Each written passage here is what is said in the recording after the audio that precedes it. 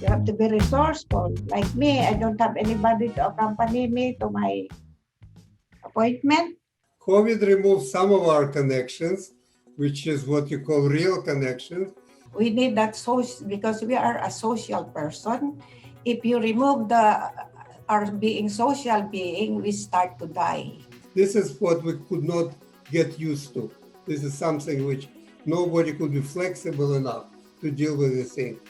And we need lots of funding. But what we really need we are starting to open up now. The space that we have is not even enough. On top of the struggles that a senior would normally go through due to old age, low income, health issues, and loneliness, COVID and the isolation came to add more burden to the needs that our seniors are already struggling to have. It was a difficult year. However, luckily, there are programs around the neighborhood that celebrate seniors. These programs made sure during the crisis to take care of the seniors and keep them connected. Clubhouse is a community program for seniors led by Progress Place. This program helps seniors to stay connected, to make activities, and to learn new skills. The Seniors Day program is one of the satellite programs from Progress Place, which is a recovery center for people with mental health issues.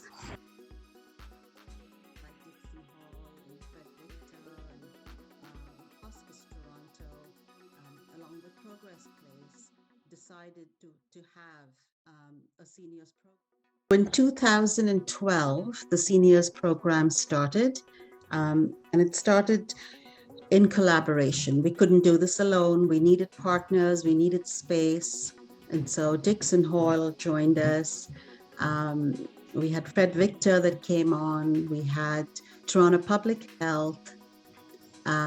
We had Hospice Toronto, and then the Corner gave us the space for the program. Prior, we had a lot of activities that we offered all throughout the year. So that we did word games and trivia, arts and crafts. We played group activities like beanbag toss or darts. We had music programs. I taught ukulele lessons. We had drum circles, hand chimes, sing-alongs. Music was very important in our group. And we also celebrated a wide variety of cultural holidays. We learned about different parts of the world. We used the screen on the internet to kind of go on Google and look at things and learn about different parts of the world, and we even did some language lessons. So we tried to involve everybody and all of their different backgrounds and cultures so we could all teach each other and learn from each other. Members could choose what days they want to attend the program, what parts of the program they like. Their input was very, very important.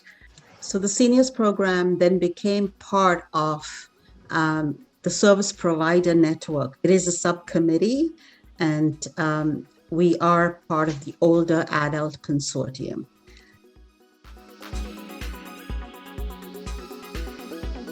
That was what we were kind of doing before. Now, because of the pandemic, we've attempted to keep that spirit alive by having at least one Zoom meeting a week, and we moved it to 2 Zoom meetings now. And we are trying to stay connected. We're doing games and trivia like normal. It's a little harder because many of the people are still calling in. Some of them are on video. More and more on video, which is great. Due to this wonderful technology of Zoom, we just switched to another form of connection. And I find I adjusted quite well to this form of connection. And obviously 2 weeks on with a senior group, but I also discovered that I can communicate with many people in different parts of the world. And it's like just sitting in the same room. So this is absolutely wonderful. How challenging was using technology and getting more connected to technology? I asked the seniors about their communication with technology. It could be challenging, however, it is amazing to see how they overcame the challenges and changes and learned new skills to overcome loneliness. I have a desk computer at home, I'm using it now. And I have telephone. I was helped through the Norma by the Progress Place. They lent me this web camera, and there was a person of from 200 Wellesley, and Christina contacted me by phone and led me step by step, and so, and after that it was very easy. Yes, we were fortunate before COVID, we had a computer learning group as part of the seniors program. And so people learned a bit of it, of how to navigate, just how to open up an email. And we did provide many, many hours of, very, very basic steps of how to do things. And I think it was worth the while. It did take a long time, but it's delightful to see so many seniors now come on Zoom. And we also, Progress Place provided them devices. So we had tablets that we gave out to people, and, a lot of them are using it now to come on. The technology, because it's very hard. I'm 77 years old. But what I really like about the program was learning new things. Like I wanted to finish learning how to play a ukulele. Started that. I think how many sessions, and then COVID appeared, and then we have to stop it. And when you stop, then you forget about it too. Even this computer, if for example I am on vacation and when I come back, then I have to review again. That's why I'm writing down, my password, whatever. It's very hard, but because of the program around here, which I encourages Filipinos to join in, because this is really mentally active, like it enhances your mental faculties, and also you will become more active physically. Also, they invite speakers to the good Symposium. good nutrition. You have a problem about your Mental health. mental. Seniors and aging should be celebrated and valued. It's important to recognize and thank our seniors for their contributions, skills, and knowledge, and to acknowledge that older adulthood can be fulfilling and a happy time in one's life.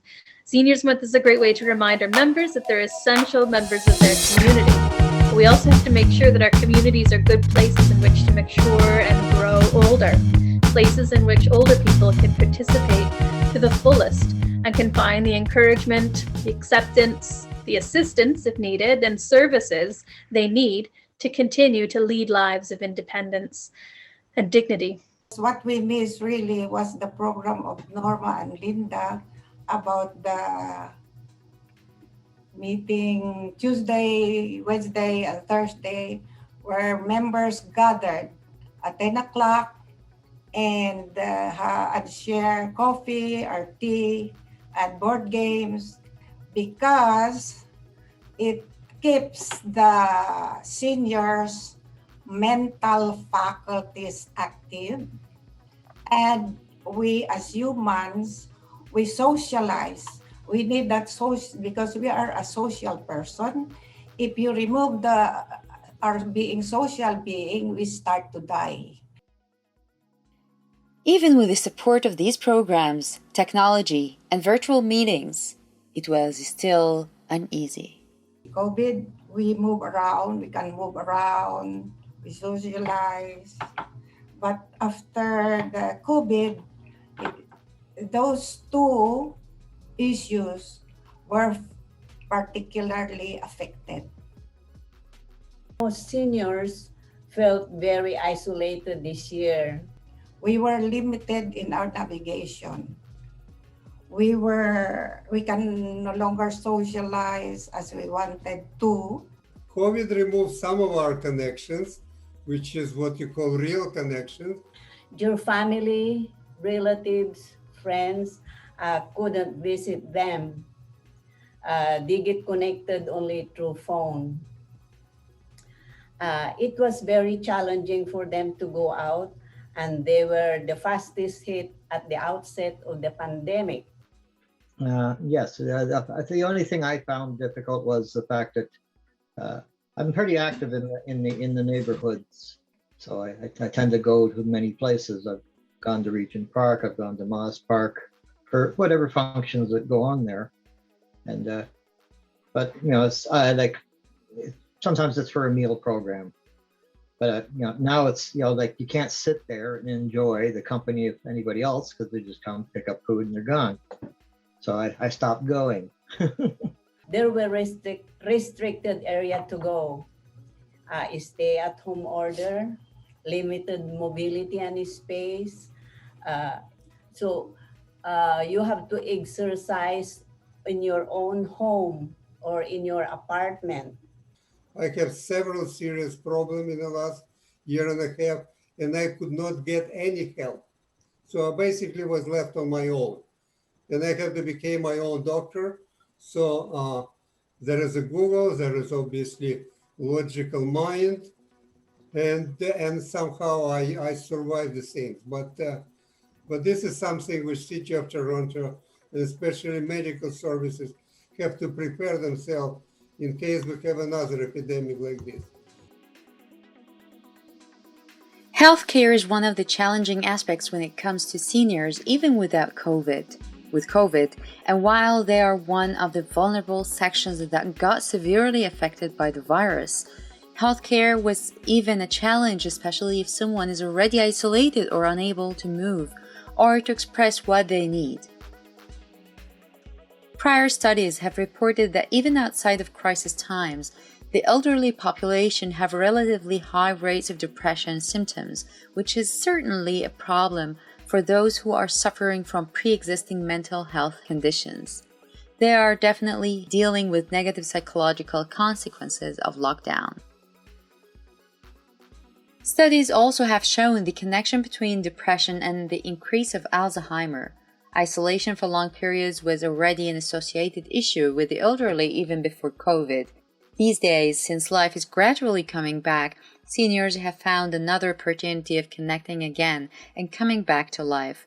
We don't know what will happen in the next months, but surely we have learned how to respond to more needs and how to work for the future of our seniors and for us in just a few years from now. The city medical system was totally unprepared to deal with anything, never mind COVID, with anything else, you know. So this is what we could not get used to. This is something which nobody could be flexible enough to deal with the thing. Otherwise, I'm happy, I'm well adjusted, and I miss people. Clearly, I'm a very sociable person, but the Zoom is helping, you know. So you should be lonely in St. Jamestown, period, you know. You could be lonely in Rosedale, but nobody is ever on the street. It's empty place, you know. All these houses and no people, you know. But St. Jamestown, people always outside, you know. So just go out, enjoying people, you know. Don't forget to like, comment, share, and subscribe to our YouTube channel, and check out all of our social media platforms. For more information, check out our website.